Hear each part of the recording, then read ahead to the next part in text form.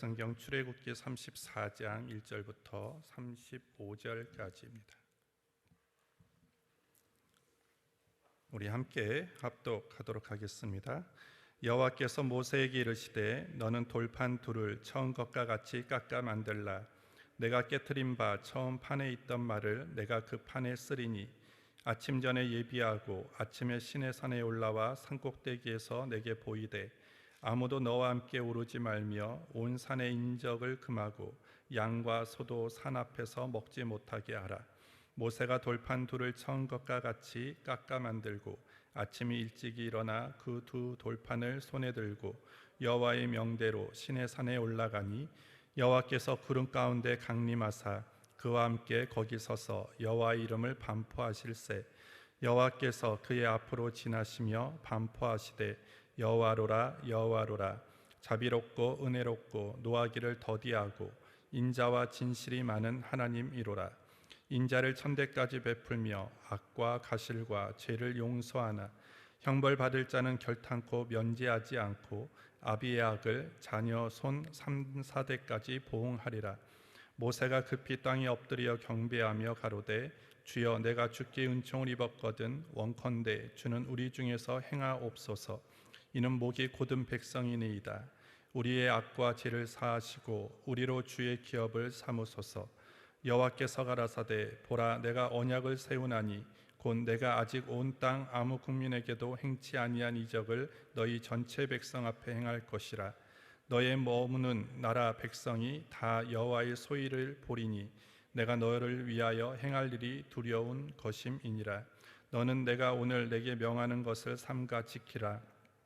보라 내가 내 앞에서 아모리 사람과 가나안 사람과 헷 사람과 브리스 사람과 휘 사람과 여부스 사람을 쫓아내리니 너는 스스로 삼가 내가 들어가는 땅의 거민과 언약을 세우지 말라. 그들이 너희 중에 올무가 될까 하노라. 너희는 도리어 그들의 단들을 헐고 그들의 주상을 깨뜨리고 그들의 아세라상을 찍을지어다. 너는 다른 신에게 절하지 말라. 여호와는 질투라 이름하는 질투의 하나님이니라. 너는 삼가 그 땅의 거민과 언약을 세우지 말지니 이는 그들이 모든 신을 음란히 섬기며 그 신들에게 희생을 드리고 너를 청하면 내가 그 희생을 먹을까 함이며 또 내가 그들의 딸들로 내 아들들의 아내를 삼음으로 그들의 딸들이 그 신들을 음란히 섬기며 내 아들로 그들의 신들을 음란히 섬기게 할까 함이니라. 너는 신상들을 부어 만들지 말지니라. 너는 무교절을 지키되 내가 내게 명한 대로 아비벌 그 기한의 7일 동안 무교병을 먹으라. 이는 내가 아비벌에 애굽에서 낳았음이니라. 무릇 초태생은 다 내 것이며 무릇 내 가축의 수컷 처음 난 우양도 다 그러하며 나귀의 첫 새끼는 어린 양으로 대속할 것이요 그렇지 아니하려면 그 목을 꺾을 것이며 내 아들 중 장자는 다 대속할지며 빈손으로 내 얼굴을 보지 말지니라. 너는 엿새 동안 일하고 제7일에는 쉴지니 밭갈 때에나 거둘 때에도 쉴지며 77절 곧 맥주의 초실절을 지키고 가을에는 수장절을 지키라. 너희 모든 남자는 매년 3번씩 주 여호와 이스라엘의 하나님 앞에 보일지라. 내가 열방을 내 앞에서 쫓아내고 내 지경을 넓히리니 내가 매년 3번씩 여호와 너의 하나님께 보이러 올 때 아무 사람도 내 땅을 탐내어 엿보지 못하리라. 너는 내 희생의 피를 유교병과 함께 드리지 말며 유월절 희생을 아침까지 두지 말지며 너의 토지 소산에 처음 익은 것을 가져다가 너의 하나님 여호와의 전에 드릴지며 너는 염소 새끼를 그 어미의 젖으로 삼지 말지니라.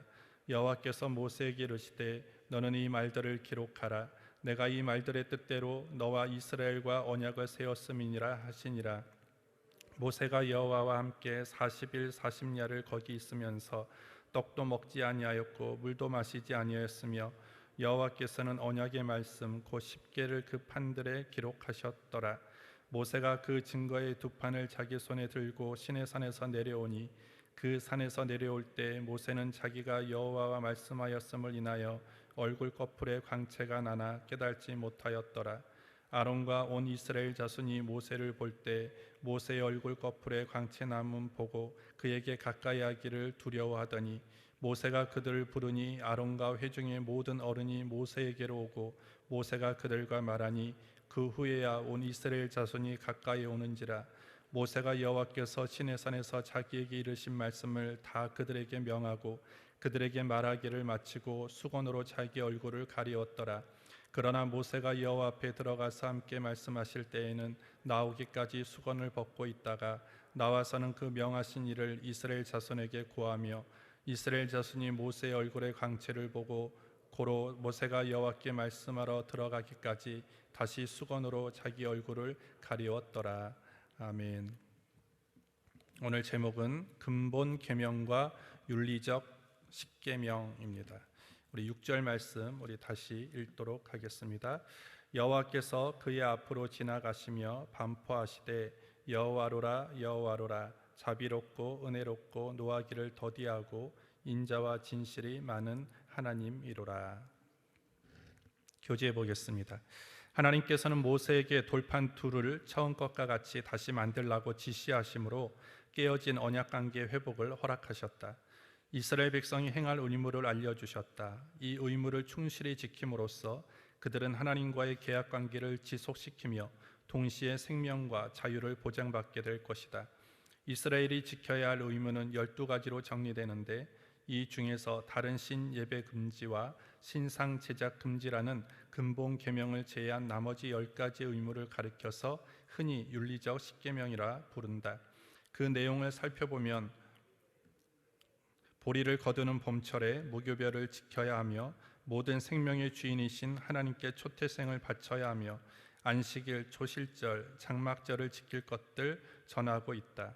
그리고 한 해에 3번씩 성지순례를 해야 하며 제물의 피와 누룩이 들어있는 빵을 함께 바치지 말며 유월절 제물을 묵히지 말고 핵곡식을 하나님의 전에 바치고 염소 새끼를 어미젖으로 삼지 말 것을 이어서 전하고 있다.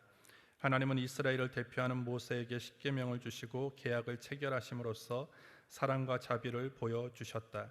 하나님의 말씀을 받고 하나님의 사람이 된 자들은 모세처럼 빛을 받아 얼굴이 기쁨으로 빛나게 될 것이다.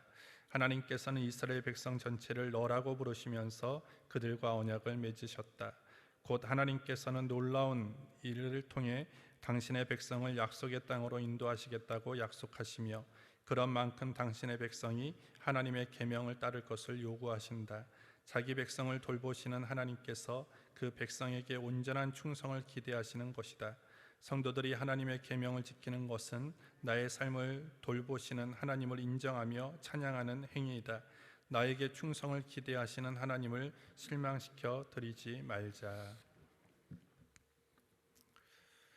금송아지 사건은 하나님에 대한 도전이자 배교였습니다. 이 일로 인해서 하나님과 이스라엘의 시내산 언약은 파기되었죠.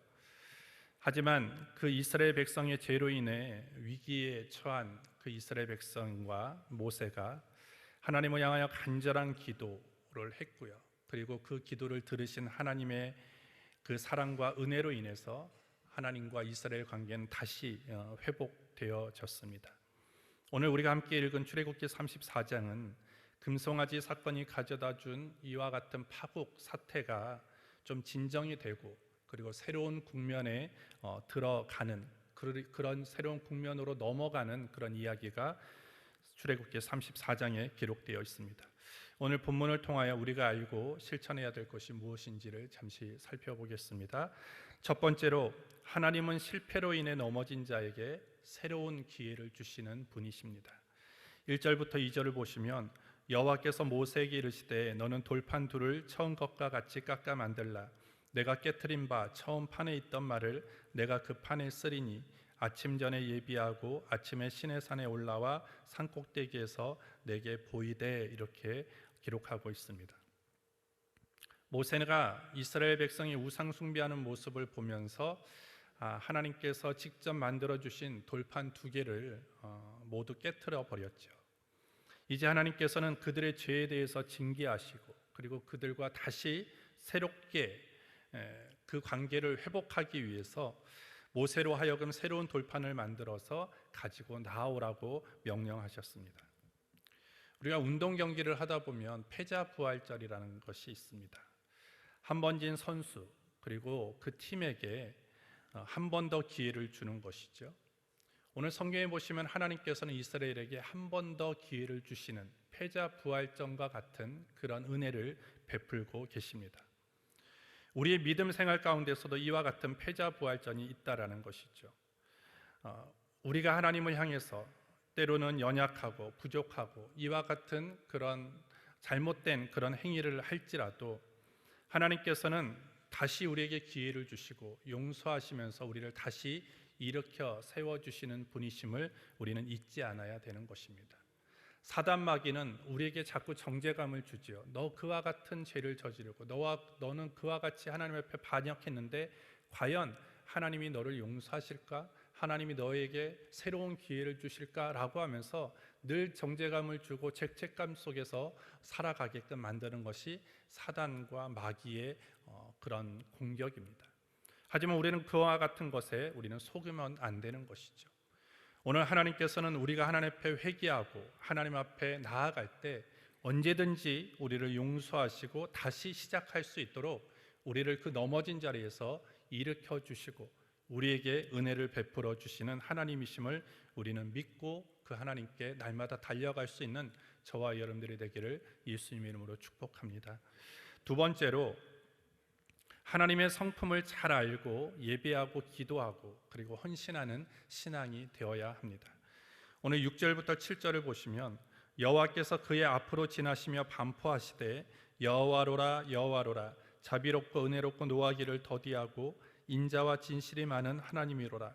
인자를 천대까지 베풀며 악과 가실과 죄를 용서하나 형벌받을 자는 결탄코 면제하지 않고 아비약을 자녀손 3, 4대까지 보응하리라. 이렇게 말씀합니다.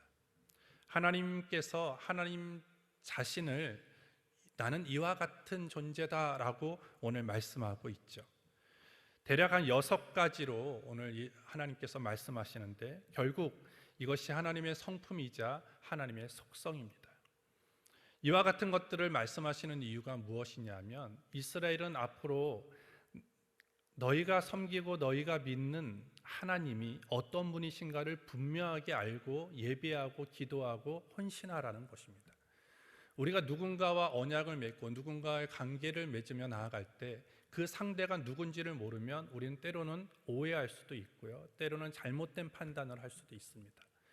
우리가 바른 신앙, 건강한 신앙을 하기 위해서 가장 중요한 것은 내가 믿고 내가 섬기는 하나님이 어떤 분이신가를 우리는 분명하게 알아야 됩니다.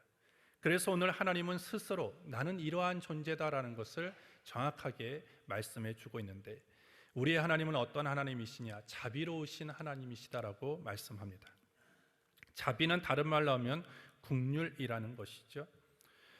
오늘 이 금송아지 숭배 사건을 통해서 오늘 하나님께서는 이스라엘에게 다시 자비로우신 하나님이시다라는 것을 오늘 드러내고 계시다라는 것입니다. 그들은 우상 숭배했습니다. 하나님이 명령하신 것들을 거부했습니다. 그들은 다 죽어야 마땅하지만 또한 하나님께서는 그들을 다 진멸할 수도 있었지만 하나님께서 이 여러 가지 과정을 통해서 보여주시는 것은 이스라엘의 이런 배교와 반역에도 불구하고 여전히 하나님은 자기 백성을 불쌍히 여기고 계시다라는 것입니다. 결국 그 불쌍히 여기시고 긍휼히 여기시는 하나님이라는 것은 결국 하나님은 자비로우신 하나님, 자비의 하나님이다라는 것을 보여주는 것이죠. 오늘 우리가 신앙생활하면서 이 부분을 우리가 놓치면 그냥 하나님은 두려운 하나님, 무서운 하나님으로 우리가 바라볼 수 있어요. 하지만 오늘 하나님은 때로는 우리에게 무섭고 또 우리에게 심판하시는 분이시기도 하지만 항상 하나님의 그 근간에는 우리를 향한 긍휼하심과 불쌍히 여기시는 모습이 있다는 것을 우리는 알아야 하는 것입니다. 또한 하나님은 은혜로우신 하나님이시다라고 말씀합니다. 은혜라는 것이 무엇입니까? 결국 우리의 행위와 우리의 존재에 합당하지 않게 대우하시는 하나님이시다라는 것이죠. 오늘 정말로 우리가 우리의 존재 그리고 우리의 행위에 하나님이 거기에 맞게끔 우리를 대우하신다라고 우리가 생각한다면 여기에 있을 수 있는 존재는 단 한 사람도 없다라는 것입니다. 우리를 우리의 행위대로 대하지 아니하시고 우리가 나됨이, 그러니까 내가 나됨이 어떤 존재라는 것을 우리가 그렇게 합당하게 대우하지 않기 때문에 우리는 지금 여기서 예배할 수 있고 또한 하나님께 기도할 수 있고 하나님께 나올 수 있게 되어진다라는 것이죠. 또한 세 번째, 하나님은 노하기를 더디하신다라고 말씀을 하고 있습니다. 하나님은 노하기를 더디하시면 분노도 나타내실 수 있는 분이시지만 그 분을 나타내시기까지 하나님은 참으시는 하나님, 인내하시는 하나님이라고 말씀하고 있습니다. 왜 하나님이 참으십니까? 왜 하나님이 인내하십니까? 그것은 우리가 다 회개하기를 원하시기 때문입니다. 하나님은 심판이 목적이 아니라 용서가 목적이에요. 오늘 베드로후서 3장 9절에 보시면 주의 약속은 어떤 이에 더디다고 생각하는 것 같이 더딘 것이 아니라 오직 너희를 대하여 오래 참으사 아무도 멸망치 않고 다 회개하기를 이르시기를 원하시느니라.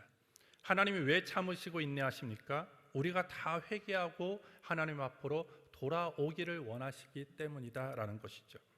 또한 하나님은 인자와 진실이 많으셔서 인자를 천대까지 베푸시는 하나님이라고 오늘 말씀합니다.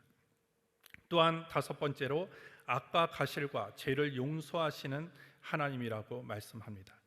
악은 옳고 선한 것으로부터 돌아서는 태도 그리고 행동을 뜻하죠. 그리고 가실은 의도적으로 그리고 반항적인 성격으로서 언약을 의도적으로 깨트리는 행위를 얘기합니다. 그리고 죄라는 것은 일반적인 죄, 도덕적인 실패를 얘기하죠. 그 어떤 것도 하나님은 용서해 주신다라는 거예요. 용서의 전제 조건은 있어요. 무조건 용서해 주는 것이 아니라 내가 그 죄와 가실과 그리고 그 모든 허물이 있다라는 것을 인정하고 고백하고 그것에서부터 완전히 돌아서는 회개가 있을 때 하나님은 그 모든 것들을 용서하시는 하나님이시다라는 것입니다. 또한 마지막 여섯 번째로 하나님은 형벌받을 자는 결탄코 면제하지 않고 아비약을 자녀손 3, 4대까지 보응하시는 하나님이시다라고 얘기를 합니다. 하나님은 긍휼하시는 하나님, 자비로우신 하나님, 은혜로우신 하나님, 우리를 용서하시는 하나님이시지만 우리가 어떤 죄에 대한 그 합당한 보응은 하나님이 받아야 된다라고 말씀을 합니다. 그래서 그 죄의 결과가 3, 4대까지 간다라는 것입니다. 결국 그 어떤 아버지의 죄가 손자에게까지 그것이 그냥 이어간다는 것이 아니라 여기서 3, 4대까지 보응하시는 하나님이라는 것은 아버지가 범죄했으니까 나는 그거에 대한 책임을 손자에게까지 물을 거야 라고 하는 의미가 아니라 그 아버지가 지었던 죄의 어떤 결과와 영향이 3, 4대까지 내려갈 수 있다는 것을 의미하는 것이죠. 그만큼 죄에 대한 영향력을 얘기하는 것입니다. 하지만 오늘 이렇게 하나님께서 그 죄에 대해서 용서하시지만 그 죄에 대해서 보응하시는 하나님이시다는 것을 얘기하는 것은 하나님은 공의로우시다, 하나님은 정의로우시다라는 것을 얘기를 하는 것입니다. 아무리 은혜롭고 자비롭고 노하기를 더디하고 인자와 진실이 많다 할지라도 이 마지막에 보응하시는 하나님이 아니시라면 그 모든 것들은 잘못될 수밖에 없다라는 거예요. 어떤 정부가 어떤 사람이 온갖 흉악한 범죄를 저질러도 그것을 조건 없이 용서한다고 한다면 그 나라가 과연 건강한 나라일 수 있느냐라는 거예요. 무능한 나라일 수밖에 없고요, 불의한 정부가 될 수밖에 없어요. 하나님이 은혜롭고 자비롭고 용서하시는 하나님이시지만 이것에 대해서, 죄에 대해서 보응하시지 않는다면 하나님은 절대 온전한 하나님이 될 수 없다라는 것입니다. 오늘 이와 같은 하나님의 성품과 하나님이 그 일하시는 속성을 우리가 잘 알고 우리가 기도하고 하나님을 예배하고 하나님을 섬기고 헌신할 때 우리의 신앙은 건강한 신앙이 되어질 수 있게 되어지는 거예요. 그래서 우리는 날마다 이 하나님을 만나야 되는 것입니다. 이 하나님을 우리가 인정하고 이 하나님과 늘 동행함 속에서 우리가 기도하며 나아갈 때 우리가 그 속에서 하나님의 기쁨이 될 뿐만 아니라 하나님의 놀라운 역사를 경험하게 될 줄 믿습니다. 마지막 세 번째로 결국 하나님은 신앙생활로 인해 손해보는 일이 없게 하시는 분이십니다. 23절부터 24절에 보시면 너의 모든 남자는 매년 3번씩 주 여호와 이스라엘의 하나님 앞에 보일지라. 내가 열방을 내 앞에서 쫓아내고 내 지경을 넓히리니 내가 매년 3번씩 여호와 너의 하나님께 보이러 올 때 아무 사람도 내 땅을 탐내어 엿보지 못하리라.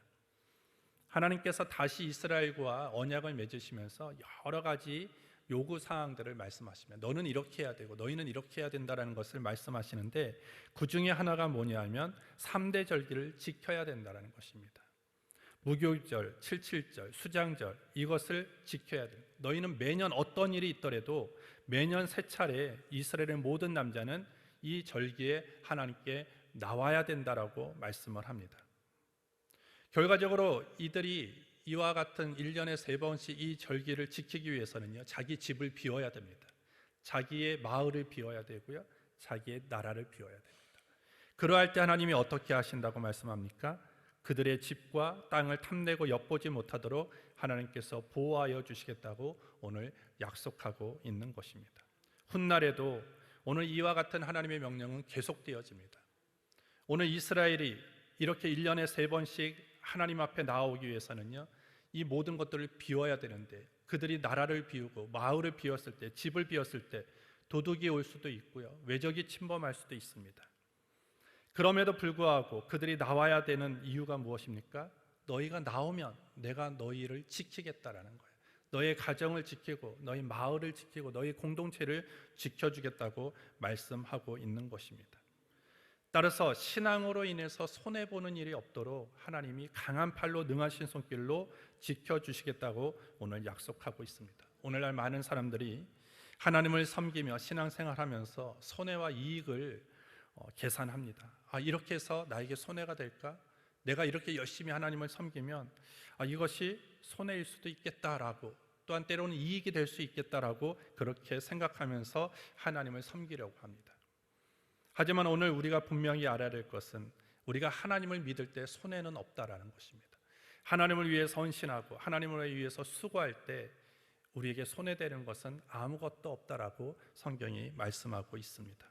따라서 오늘 우리는 하나님께서 저와 여러분들에게 주신 사명에 대해서 최선을 다해야 됩니다. 시간을 드리고 물질을 드리고 열정을 드릴 때 하나님께서 우리의 모든 것들을 지켜주시게 될 줄 믿습니다. 그래서 이와 같은 확실한 믿음을 가지고 오늘도 명령하신 사명을 지키고, 또한 여러분들의 각자의 삶의 자리에서 주의 뜻을 이루어갈 수 있는 우리 모두가 되기를 주님의 이름으로 축복합니다. 하나님 아버지 감사합니다. 오늘도 이 아침 주의 전에 나와서 예배로 하루를 시작하게 하신 것 감사합니다. 들은 말씀대로, 깨달은 말씀대로 성령 안에서 실천하고 순종함으로 나아가게 하여 주시옵소서. 예수님의 이름으로 기도합니다. 아멘. 주님이 가르쳐